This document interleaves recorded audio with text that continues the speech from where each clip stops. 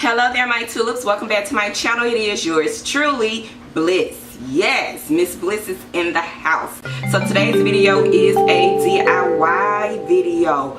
I have not done a DIY with you guys in a long while. Like, since I did my African black soap shampoo, I think that was the last time I did a DIY for you guys. So what kind of inspired today's video is, y'all, the weather has begun the transitional process. So on the East Coast, the weather is transitioning from the summer to the fall. And y'all, this has had a traumatic effect on your girl hair. So back in the day, probably about a year or so ago, maybe 2 years or so ago, I did do my very own whipped shea butter. That was my very first time doing it, and it started out okay, and then it became an epic fail for me, and I just totally gotten away from shea butter. So it wasn't until recently I started dibbling and dabbling back into shea butter. Now, I know a lot of you guys have gotten away from shea butter because you feel as though it's smothering your strands. To each his own. But if it still works for you, girl, you are going to enjoy this little masterpiece. To make this particular whipped shea butter, especially if you have low porosity hair, you're only going to need 3 products. Okay, you guys. So products that we're going to use is only 3. We're going to use jojoba oil. I chose this particular oil because it is as close to the natural sebum that we naturally create.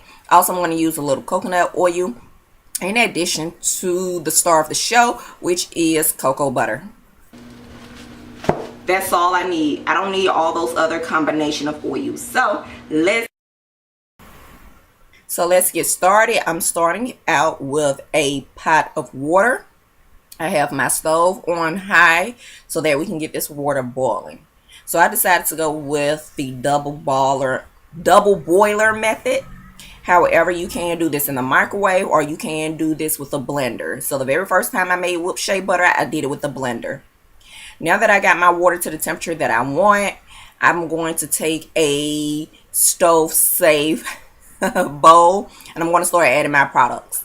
So I can't tell you the exact measurements. All I know is I want to create enough to last me at least for 30 days. So I'm starting out with the shea butter. Also, keep in mind you got to be fast with this process because the butters are going to melt pretty quickly. Next, I'm going in with coconut oil. This is very beneficial because this is going to help keep the shea butter softened. Okay. Then after that, I'm going to follow through with my jojoba oil.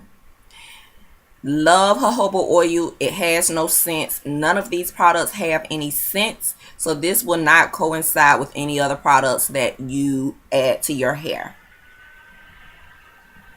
Once the oils have completely melted, then what you want to do is allow the oils to cool. And so that's what I'm going to do here. So you can allow it to cool by allowing it to sit out or put it in the fridge. I don't keep old jars anymore. It's just too much for my little space. So I'm just going to use my empty Shea Moisture container here. As you guys can see, it is truly empty. Nothing is here. So I'm going to use this little container. Guys, that is it. That is how I made my creamy whipped shea butter mixture for my low porosity tapered TWA haircut. I hope this video was very helpful for you, and I'll see you tulips in the next one. Smooches. Mwah. By the way, if you guys want to know what I'm going to be doing this fall and winter to protect my tapered haircut, let me know, and I'll get that video out to you guys soon. Smooches. Mwah.